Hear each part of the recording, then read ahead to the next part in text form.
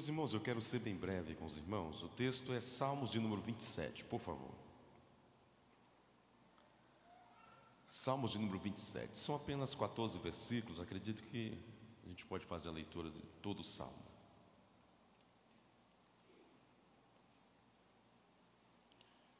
A minha versão é a Almeida Contemporânea. E está escrito assim: O Senhor é a minha luz e minha salvação. A quem temerei? O Senhor é a força da minha vida. De quem me recearei? Quando os malvados, meus adversários e meus inimigos, avançam contra mim para comerem as minhas carnes, eles tropeçam e caem. Ainda que um exército me cerque, o meu coração não temerá. Ainda que uma guerra se levante contra mim, nele confiarei. Uma coisa pedi ao Senhor e a buscarei: que possa morar na casa do Senhor todos os dias da minha vida, para contemplar a formosura do Senhor e aprender no seu santo templo. Pois no dia da adversidade Ele me esconderá no seu pavilhão, no oculto do seu tabernáculo me esconderá e pôr-me-á sobre uma rocha. Então a minha cabeça será exaltada sobre os meus inimigos, que estão ao redor de mim, pelo que oferecerei sacrifício de louvor.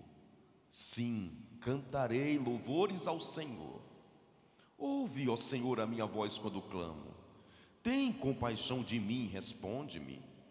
Quando dissestes: buscai o meu rosto, o meu coração te disse: o teu rosto, Senhor, buscarei. Não esconda de mim a tua face, não rejeite o teu servo com ira. Tu és a minha ajuda. Não me deixes, nem me desampares, ó Deus da minha salvação. Ainda que meu pai e minha mãe me desamparassem, o Senhor me recolheria.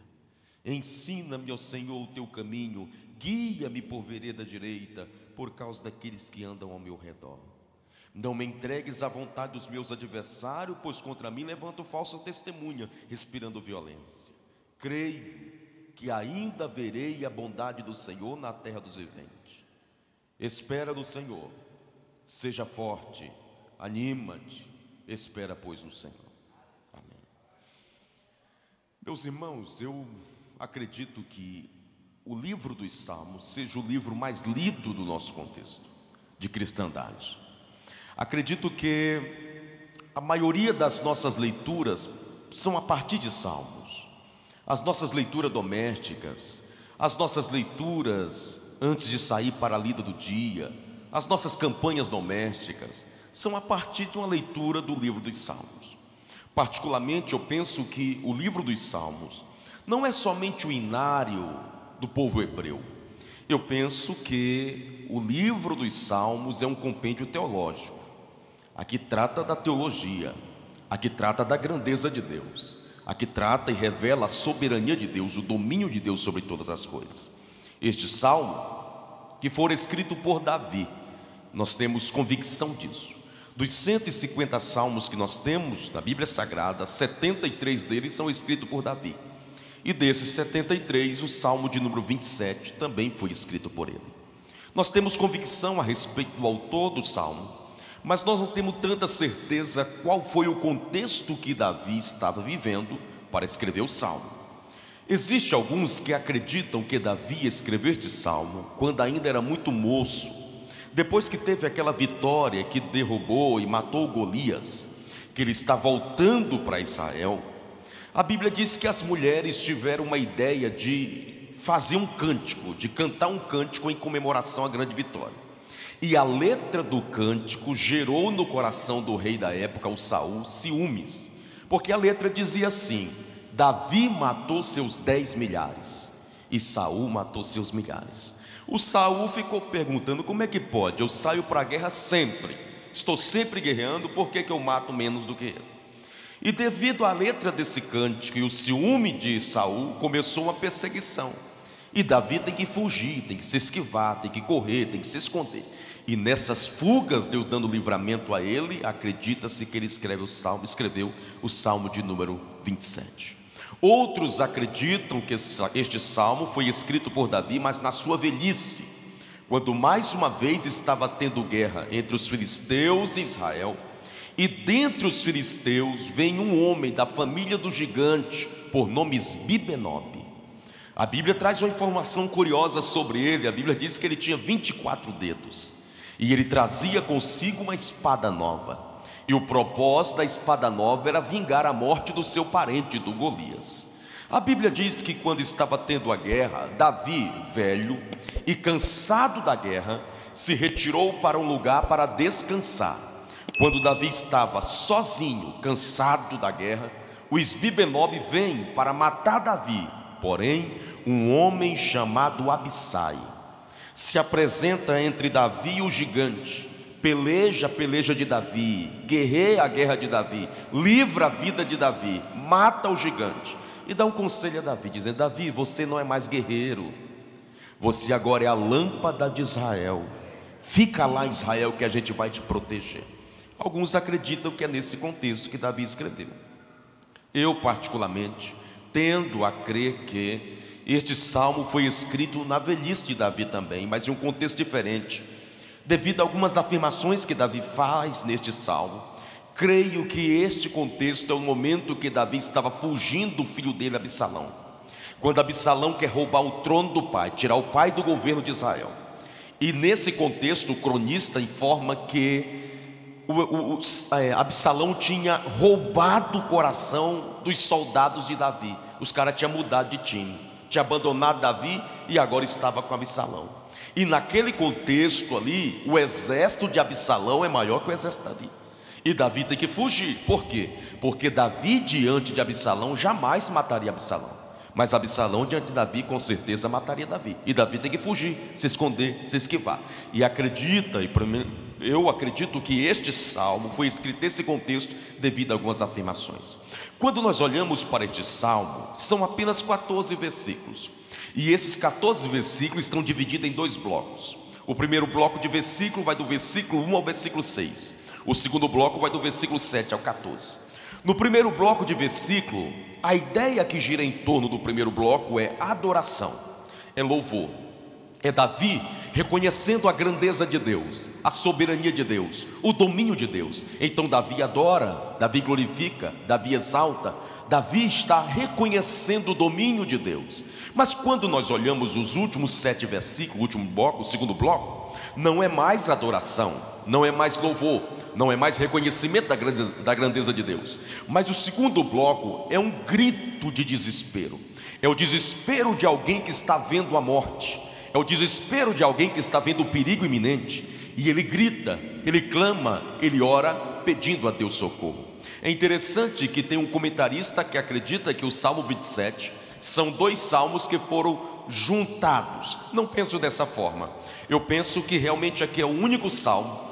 Porém, ele está expressando sentimentos antagônicos. Enquanto no primeiro bloco de versículo é um tipo de sentimento, o último bloco do versículo é outro tipo de sentimento. Davi teve que lidar com sentimentos antagônicos. Quem de nós que estamos aqui nesta noite nunca teve de lidar com sentimentos antagônicos?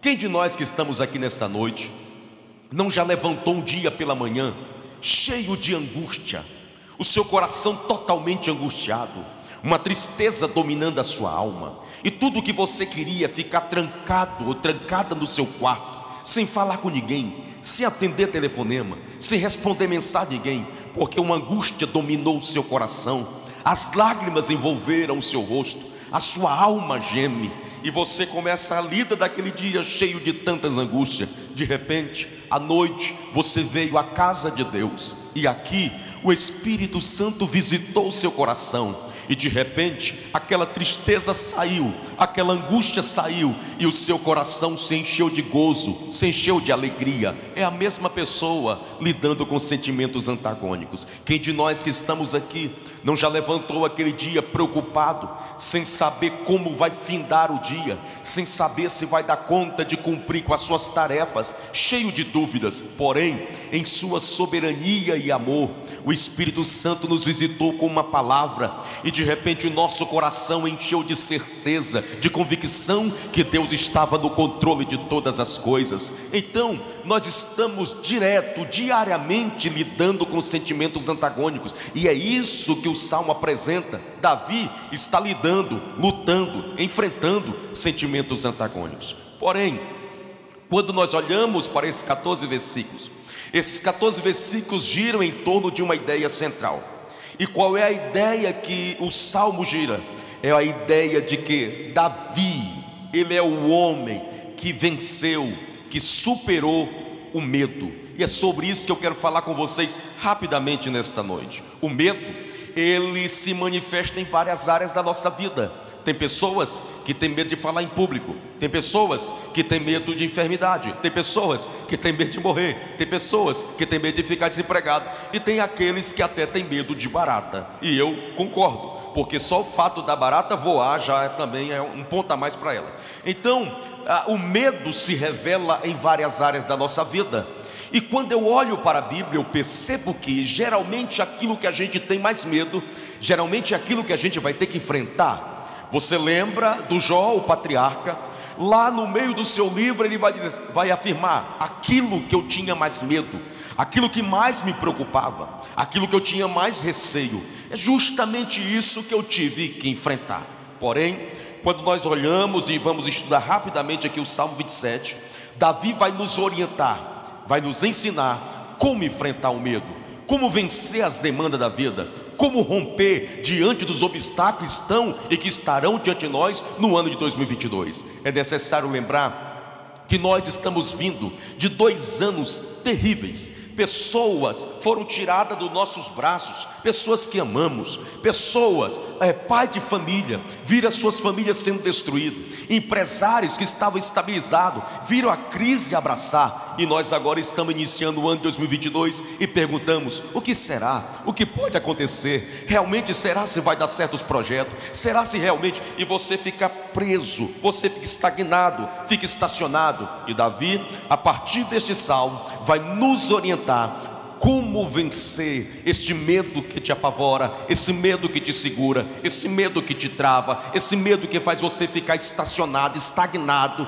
preso diante das demandas da vida. Eu gostaria que você, se você pudesse continuar com a Bíblia aberta, se fosse possível, Salmo de número 27. O Davi começa com a seguinte expressão, percebam: o Senhor é a minha. Percebam que a palavra minha vai aparecer 3 vezes no versículo 1. E vocês estudaram mais do que eu, sabem que a palavra minha é um pronome, e é um pronome de posse. Davi não está dizendo assim: o Senhor é o teu, não. Davi não está dizendo: o Senhor é seu, não. O Senhor é nosso, o Senhor é vosso. O Senhor é a minha. Por que, Davi? Ele é a minha força, Ele é a minha luz, e Ele é a minha salvação. Pronome de posse, Ele é meu. Não sei se Ele é seu, não sei se você tem essa convicção, mas eu garanto que Ele é a minha luz, Ele é a minha força e Ele é a minha salvação. Depois que Davi afirma isso, ele levanta uma hipótese interessante. Olha, na verdade não é nenhuma hipótese, porque ele começa com a expressão quando. A palavra quando é um advérbio. É interessante que é um advérbio de ocasião. Quando, ele não diz se os inimigos se levantam, não, ele diz quando. Em algum momento na caminhada no ano de 2022, os inimigos vão se levantar, os inimigos vão marchar, vão romper contra a sua vida. Mas assim como Davi tem convicção que os inimigos se levantariam contra ele, ele diz: eles podem até se levantar, mas eles vão tropeçar e vão cair. Aleluia. Aí sim, no versículo 3 ele usa a expressão ainda. Agora a palavra ainda é um advérbio de tempo. Ainda que um exército me cercasse, o meu coração não ficaria com medo. Ainda que uma guerra se levantasse contra mim, nele eu confiaria. Aleluia. Se Davi estivesse nesta noite explicando esse texto para nós, e ele tivesse de que contextualizar esse versículo, ele diria mais ou menos assim: mesmo que a pandemia continue, mesmo que a crise assole o mundo, mesmo que as portas se fechem, eu não vou me apavorar. Por que, Davi? Porque o meu coração está confiando no Deus que fez os céus e a terra. Então, como vencer as demandas da vida? Como vencer esse medo que te apavora? Confiando em Deus. Por isso eu lhe digo nesta noite: confie em Deus, e você não vai precisar ter medo de nada. Louvado seja o nome do Senhor. Mas talvez você fica perguntando aí, irmão Santiago, o que é confiar em Deus? E para isso é necessário nós recorrermos ao capítulo 15 de Gênesis. Porque no capítulo 12 de Gênesis, Deus chama um homem por nome Abrão, e esse homem tem 75 anos de idade, e ele caminha, capítulo 12, capítulo 13, capítulo 14, entra no capítulo 15. No capítulo 15, Abraão agora está com 85 anos de idade, e até agora nada das promessas se cumprir.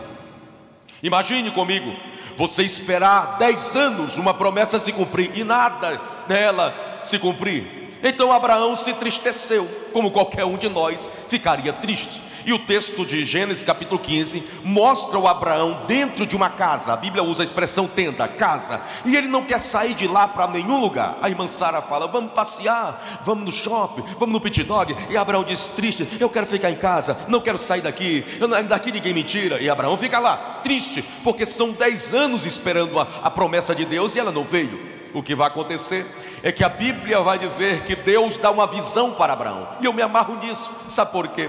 Porque no capítulo de número 14, o capítulo gira em torno das atitudes de Abraão, das ações de Abraão. Abraão luta, Abraão guerreia, Abraão parte para cima. Mas quando chega no capítulo 15, o capítulo se concentra nas emoções de Abraão. Sabe por quê? Porque até mesmo homens de fé têm emoções que não podem ser desprezadas. Aprenda uma coisa, irmão: você fala em línguas, mas você não é anjo não. Você é do reteté, repleplé, não sei, mas você não vai para casa batendo asa não. Você é gente. Tem hora que você chora, tem hora que você geme, tem hora que você fica triste, tem hora que você não quer ver ninguém. Você é gente. Então o capítulo 15 concentra-se nos sentimentos do patriarca, do homem que é chamado amigo de Deus. E eu me amarro em Deus, sabe por quê? Porque Deus não despreza sentimento de ninguém.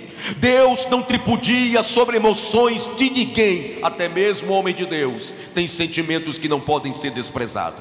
E Deus está esperando Abraão vir até ele, mas o Abraão não tem força, está triste, está desanimado. Então, já que Abraão não consegue ir até Deus, a Bíblia diz que Deus entrou dentro da casa de Abraão. Aleluia! E eu glorifico a Deus por isso. Sabe por quê? Porque tem hora que Deus tem que visitar a gente lá no quarto. Tem hora que Deus tem que visitar a gente lá na cama. Tem hora que Deus tem que visitar a gente lá no travesseiro. Por quê? Porque se Ele não entrar lá, a gente não dá conta de levantar. Mas graças a Deus que visita a gente na nossa intimidade e restaura a nossa fé. A Bíblia diz que Deus entra dentro da casa de Abraão. E Deus começa agora, a partir de então que Deus entra, Deus começa a elaborar ou produzir em Abraão a cura. De que maneira? Deus começou a falar com ele. E Deus poderia falar 1001 coisa para Abraão. Deus poderia dizer: rapaz, você é fraco demais. Tem só 10 anos que eu te chamei, estou andando contigo e está querendo desanecer? Mas como Deus conhece as emoções, Deus começa falando para Abraão assim: não tenhas medo, Abraão. Abraão, eu sei que são 10 anos de caminhada, Abraão, eu sei que não é fácil. Abraão, eu sei que tu está distante da terra, do teu habitat, onde tu conhecia todo mundo. Tu largou tudo isso para caminhar rumo à terra que vou te mostrar. Abraão, fica tranquilo, eu te protejo, Abraão. Não fique com medo, não tenhas medo, Abraão, porque eu sou o teu escudo. Eu protejo a tua vida, eu guardo a tua vida. Sou eu que te guardo, Abraão. Aí Deus fala a segunda vez com Abraão: Abraão, eu sou o teu grandíssimo galardão, Abraão. Abraão, se porventura aqui embaixo nada der certo, só o fato de eu andar contigo, Abraão, só o fato de a gente ter uma amizade, você já é mais do que vencedor. Eu sou o teu troféu, eu sou a tua medalha, eu sou a tua conquista, Abraão. Mas vem o terceiro, Deus age mais uma vez. Primeiro Deus entra, depois Deus fala, e agora a Bíblia diz que Deus vai lá em Abraão. E o texto diz que Deus o tomou pela mão e o levou. Deus não disse assim: Abraão, vai lá fora. Não. Abraão, olha, não. Deus pega: vem andar comigo um pouquinho aqui. anda comigo. E Deus leva ele fora da tenda. Quando chegou fora da tenda, Deus falou assim: conta a estrela. E ele começou a contar. Aí se perde no meio da conta. Deus fala assim: assim será a tua descendência, a tua vitória, a tua bênção. E eu me amarro no capítulo 15, versos 5 e 6, e diz: e creu Abraão no Senhor, vírgula, e isto lhe foi imputado por justiça. A expressão crer-lhe, o verbo crer, significa lançar o peso sobre algo, se apoiar em algo, firmar o peso em algo, ter algo como estaca, esteio, coluna. Por que Abraão teve que se apoiar na fala de Deus? Porque Abraão não podia confiar nos seus sentimentos, ele estava triste. E quando a gente está triste, não pode confiar nos sentimentos da gente. Abraão não poderia confiar na saúde da esposa, porque além de velha, estava estéril. Abraão não poderia confiar na sua saúde, também estava velho. E até então não tinha testemunho de terceiros. Irmão, nenhum vizinho chegou para Abraão e falou assim: Abraão, fica firme, rapaz. Deus falou que vai te dar um filho, vai te dar sim, porque a vizinha do lado aqui não podia ter filho. E não é que Deus abriu a madre dela, Deus não tinha aberto a madre de ninguém ainda. Então Abraão não pode se apoiar em nada. Já que Abraão não pode se apoiar em nada, Abraão se apoiou na palavra de Deus. Eu tenho uma palavra para esta igreja que me ouve aqui nesta noite. Eu não sei qual foi a palavra que Deus liberou para você, para a sua família, para a sua casa, seus empreendimentos, sua empresa. Eu não sei, talvez nada esteja cooperando. Fica tranquilo, se apoia na palavra. Deus falou, se apoia na palavra. Deus falou, se apoia na palavra. Deus falou, se apoia na palavra. Deus falou, se apoia na palavra. Deus falou, se apoia na palavra. Deus falou, se apoia na palavra. Deus falou, se apoia na palavra. Fique tranquilo. E creu Abraão. Então confiar em Deus é se apoiar nele. Confiar em Deus é se jogar nele. Confiar em Deus é deleitar nele. Então vença o medo confiando em Deus. Mas vamos adiantar mais um pouco. Em o primeiro passo, então, confia em Deus. Mas vamos adiantar. Olha o versículo de número 4. É sensacional. E eu me amarro nele. Versículo 4 diz assim: uma coisa pedi ao Senhor. O que, Davi, tu queres? E Davi vai dizer assim: ah, se tivesse culto hoje, eu estaria lá. Davi, mas não estão querendo te matar? Sim, estão querendo me matar. Mas mesmo assim você está querendo cultuar? Sim. Ele diz: e se possível, eu queria morar dentro da casa de Deus. Aí nós perguntaríamos a Davi: Davi, e no momento que tu estivesse no culto público, o que tu queria ver, Davi? A chapinha da irmã? Não. Se combinou? Não. E o que tu quer ver lá, Davi, no culto público? Ele diz: eu quero contemplar a formosura do Senhor e quero aprender do seu santo templo. Percebam que Davi aqui está trazendo a síntese do verdadeiro culto pentecostal. O verdadeiro culto pentecostal é a mescla entre adoração e aprendizagem. Aprendizagem e adoração. Ele diz: eu adoro contemplando a formosura dele e aprendo dele. Quanto mais eu aprendo dele, mais eu quero adorar. Quanto mais eu adoro, mais eu aprendo. Quanto mais eu aprendo, mais eu adoro. É isso que eu quero fazer lá. Mas estão querendo te matar, Davi, mas eu quero aprender do Senhor. Estão querendo te matar, Davi, mas eu quero adorar o Senhor. Estão querendo te destruir, Davi, mas eu quero contemplar a formosura do Senhor. Aí a pergunta que fazemos é essa: por que, Davi, tudo isso? E a resposta está no versículo 5. Ele afirma dizendo assim: porque no dia da adversidade, no dia que a dor chegar, no dia que a prova chegar, no dia que as portas se fecharem, ele disse: ele quem? O Deus que eu contemplei e adorei, ele vai me guardar, vai me esconder. Aonde? No seu pavilhão e no oculto do seu tabernáculo. Davi usa aqui uma linguagem figurada ou simbólica. E ele usa a expressão do tabernáculo. Ele disse: olha, ele vai me esconder no oculto do seu tabernáculo. A pergunta que nós fazemos é: qual era o lugar mais secreto do tabernáculo? Onde era? Santo dos Santos, né? Um lugar secreto onde a arca de Deus estava lá, né? Tinha uma cortina com espessura de 7 centímetros, com 2,80, 2,35 de altura. Então estava lá. E era Quem entrava nesse lugar uma vez no ano? O sumo sacerdote. Então só quem tinha acesso ao lugar era o sumo sacerdote. É nesse lugar que Deus vai esconder você. É nesse lugar. Aí você diz: Santiago, você forçou o texto, porque nós não temos mais tabernáculo. Santiago, você forçou o texto, porque nós não temos mais sumo sacerdote em ofício terreno. Não forcei não. Paulo explica para nós de que forma que Deus nos guarda desse jeito. Ele diz que nós estamos guardados em Cristo. Cristo está guardado em Deus. É nesse lugar que você vai estar escondido. O lugar onde só Deus tem acesso. A aprovação não terá acesso. As acusações não terão acesso. As dificuldades não terão acesso. A depressão não terá acesso. Só Deus vai entrar nesse lugar que Ele vai te guardar. Davi disse: olha, eu quero adorá-lo, glorificá-lo, porque vai chegar o dia que Ele vai me guardar, vai me ocultar, e eu estarei protegido de tudo aquilo que me rodeia tão perto. Eu venho nesta noite lhe dizer: você não tem ideia do que Deus pode fazer ao decorrer do ano de 2022, por causa deste culto aqui nesta noite que nós estamos adorando, glorificando, exaltando o nome dEle. Então Davi está dizendo que é possível vencer o medo confiando em Deus, e é possível vencer o medo se relacionando publicamente com Deus. Davi está falando de culto público. Mas vamos adiantar mais um pouco. Olhemos agora, por favor, do versículo de número 7 ao versículo de número 12. Versículo 7 diz assim: ouve, ó Senhor, a minha voz quando eu clamo, tem compaixão de mim, responde. O versículo 8 é sensacional, eu me amarro nele. O versículo 8 diz: olha, quando disseste, quem disse? Deus. Deus diz assim: Davi, busca o meu rosto.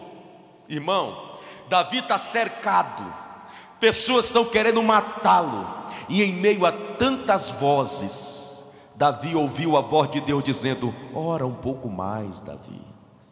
E Davi prontamente disse: o teu rosto, Senhor, eu buscarei. Então eu preciso concordar com C.S. Lewis no livro Sofrimento Justo, quando ele fala que as dores, as perdas, as aflições da vida é o grito de Deus dentro da nossa alma, nos chamando para relacionamento com Ele. Ore, vença o medo orando, vença o medo buscando a Deus, vença o medo clamando a Deus, vença o medo chorando aos pés do Senhor. Busque a face do Senhor e nada vai te segurar. Adiantemos mais um pouco. Chegamos no versículo 13. O versículo 13 da minha versão, que é a Almeida Contemporânea, diz assim: olha, creio que ainda verei a bondade do Senhor. Eu me amarro, quando eu estava estudando esse texto, eu me amarro nele, porque o verbo crer está no presente. Vocês estudaram mais do que eu, irmão. Está no presente. Creio, que agora, creio. Aí ele usa o advérbio de tempo, que ainda. Aí ele conjuga o verbo ver no futuro. Então quer dizer que Davi está crendo sem ver. Davi está crendo sem sentir nada. Davi, mas você não precisa de uma luz no fim do túnel? Não precisa de luz no fim do túnel, por quê? Porque Deus já é a minha luz.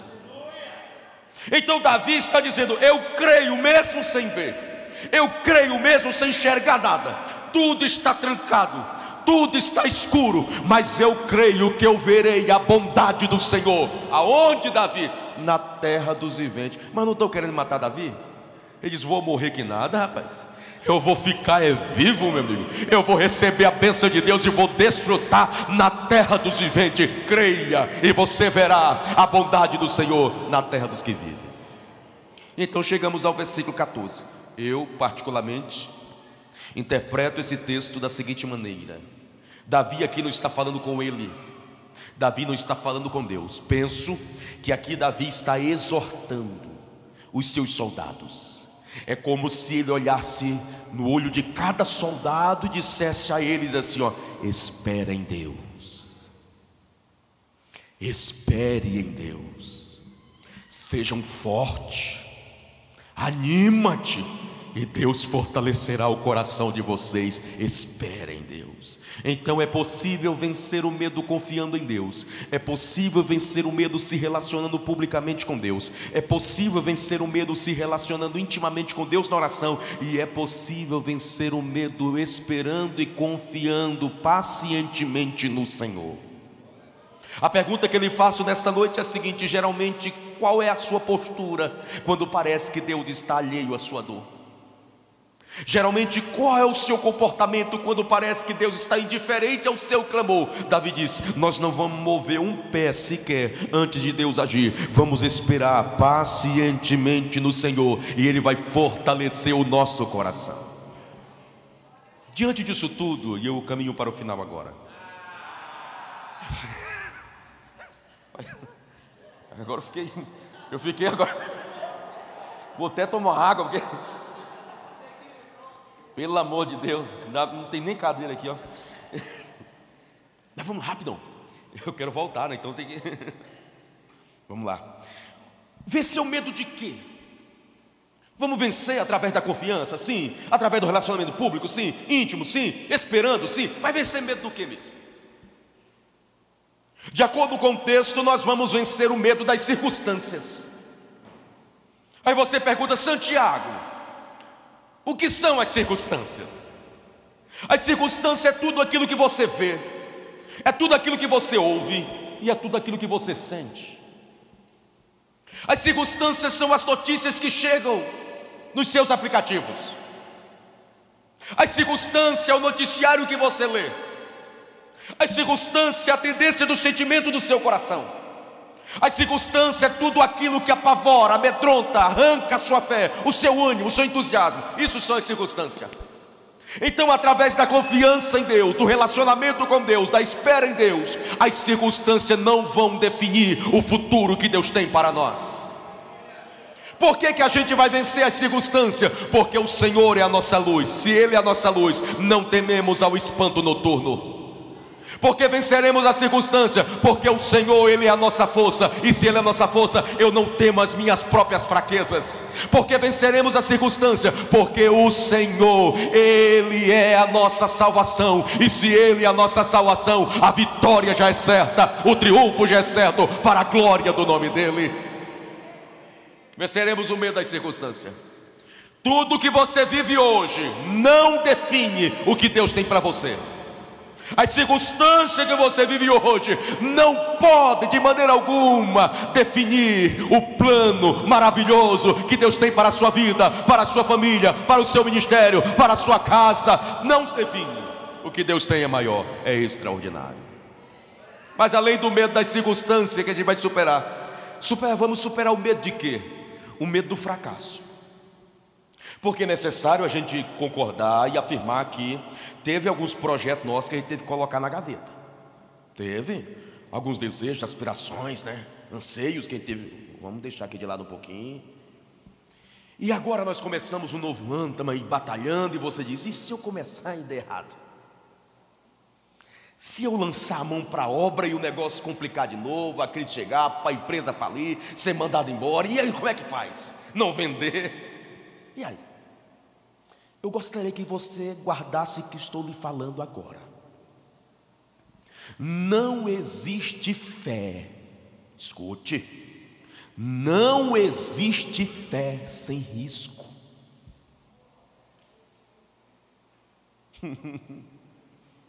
Isso é bíblico? Bíblico, muito. Você lembra da mulher da hemorragia de 12 anos? Lembra dela? Está dentro do arraial das imundas, morrendo, perdeu tudo. Ficou sabendo que o homem da Galileia estava passando lá e o homem curava. E ela no coração disse: eu vou lá, vou tocar no vestido e vai acontecer alguma coisa. Alguém pode dizer assim: mas você não pode sair daqui não, você é imunda.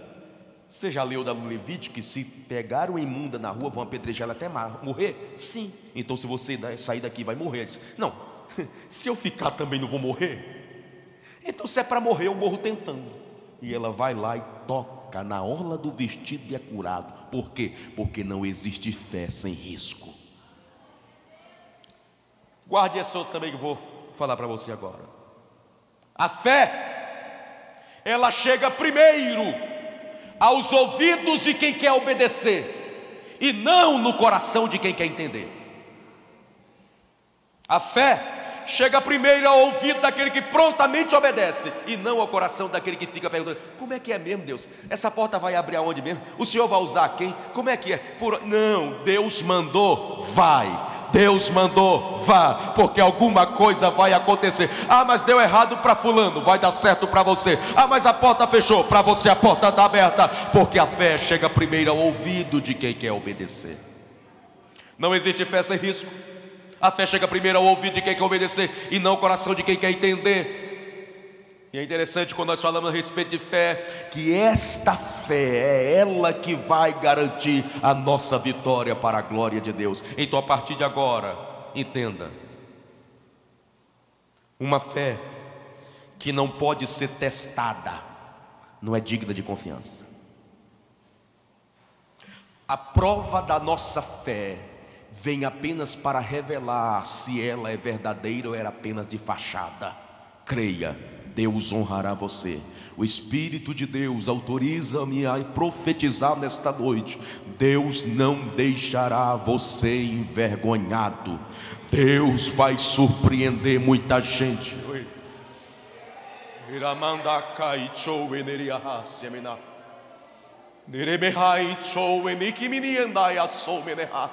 Deus vai surpreender muita gente. Deus vai surpreender quem está perto de você. Deus vai surpreender quem convive com você. Deus vai surpreender pessoas. Creia. Vença o medo do fracasso. Não existe fé sem risco. Parte para cima, irmão. É para romper, então rompa. Avança, marcha. Como diz o Clóvis de Barros, para trás, nem para pegar impulso, meu irmão. A gente vai marchar, caminhar, nem que o sangue dê na canela, mas vamos firme. Deus garante a vitória para a sua igreja. Venceremos o medo das circunstâncias, venceremos o medo do fracasso e, por último, venceremos o medo do futuro. E esse é desafiador. Por quê? Porque o futuro está além do alcance do nosso braço. O futuro está fora do domínio das nossas mãos. O futuro está além do domínio das nossas redes. E a gente fica preso nesse medo sem saber o que pode acontecer amanhã. Nós não sabemos, nós imaginamos o que pode acontecer. Nós não sabemos. Então talvez é justamente essa falta de domínio e de controle sobre o futuro que faz algumas pessoas ficarem presas, amarradas, estagnadas, sem avançar, sem romper. Mas nós não podemos ter medo do futuro. Por quê? Porque o nosso futuro é extraordinário, irmão. O nosso futuro é maravilhoso. A Bíblia nos informa que o nosso futuro não está sendo pronto. O nosso futuro está pronto já. Você lembra de Isaías, capítulo de número 46, verso 10? Apenas a parte A. Isaías 46, 10, parte A, diz que Deus anuncia o fim antes do começo. O que significa isso? Irmão, quando você foi construir sua casa, quando você for construir algum impedimento, por onde você começa? O alicerce, né? Além da planta, o desenho, mas o alicerce. Limpa do terreno, preparação do terreno, escavação do terreno. O texto está dizendo que quando Deus vai construir uma casa, Ele começa com acabamento. Primeiro Ele faz o fim, para depois Ele começar. Isso é bíblico? É bíblico, irmão. Vocês lembram quando nós caímos no Éden lá em Adão? Vocês lembram? A Bíblia diz que toda tarde Deus desce para falar. Se Deus desce à tarde, então o casal cai mais cedo, né? Não vai cair na hora, caiu mais cedo. Então fica imaginando a serpente falando para Deus assim: rapaz, se o senhor tivesse chegado mais cedo, o casal estava aí perfeito. Mas como o senhor chegou tarde, derrubei eles, destruí teu plano. Deus diria assim: atrasado coisíssima nenhuma, porque antes de eu fazer o casal, antes de fazer tudo o que existe, o cordeiro já estava morto antes da fundação. Primeiro Deus faz o fim, para depois Ele começar. Primeiro estabelece onde você vai chegar, depois Ele fez você nascer, e o Espírito dele vai apenas guiando você. Louvado seja o nome do Senhor. Mas talvez você diz: Santiago, e o que me garante que esse futuro é glorioso? Jeremias, capítulo 29, verso 11. Eu sei o pensamento que penso de vós, pensamento de bem, de paz. Deus tem algo extraordinário para você, aguardando você. Louvado seja o nome do Senhor. Mas talvez você esteja dizendo: Santiago, me convença mesmo que esse futuro é glorioso. Aí a gente tem que recorrer à harpa cristã. O hino de número 545, o cantor cristão diz assim: porque Ele vive, eu posso crer no amanhã. É porque Ele está vivo que eu sei que o meu futuro é extraordinário. É porque Ele está vivo que eu sei que a minha família está guardada. É porque Ele está vivo que eu sei que as bênçãos pertencentes dEle também pertencem a mim. É porque Ele está vivo que eu sei que a minha vida terá êxito nesta caminhada. Porque Ele está vivo, o nosso futuro está garantido. Então não temas ao futuro, o nosso futuro é extraordinário para a glória de Deus. Se coloque de pé em nome de Jesus.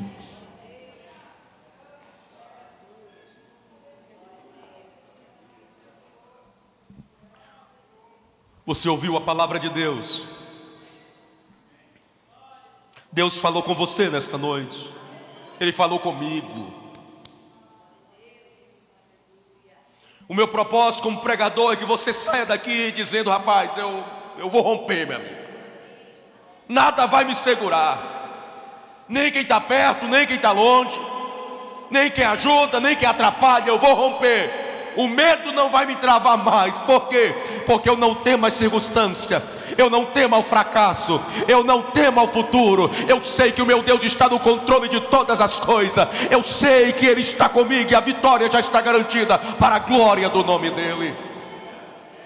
O meu propósito como pregador é que você saia daqui dizendo: eu vou marchar, eu vou romper, eu vou avançar no nome do Senhor. Porque em Deus saltamos muralha, em Deus fazemos proeza, em Deus conquistamos, em Deus avançamos. Deus tem coisas extraordinárias para o seu povo, Deus tem coisas extraordinárias para a sua igreja. Mas é necessário que avancemos, rompemos para a glória de Deus.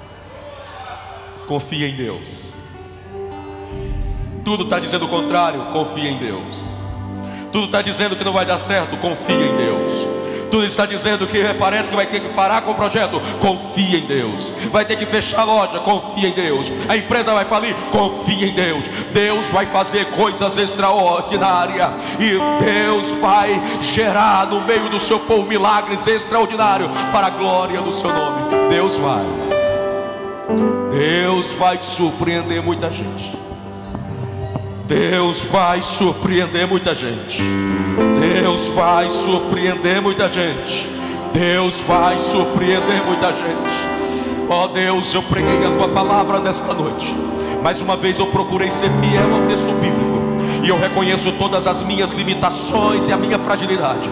Por isso recorro, dependo inteiramente do querido Espírito Santo. Aplica, Espírito Santo, a verdade necessária ao coração de cada ouvinte, desta mulher que chegou aqui nesta noite fragilizada, angustiada, decepcionada, o coração amargurado. Fortaleça ela agora, e que ela saia daqui convicta que é o Deus que está no controle de todas as coisas.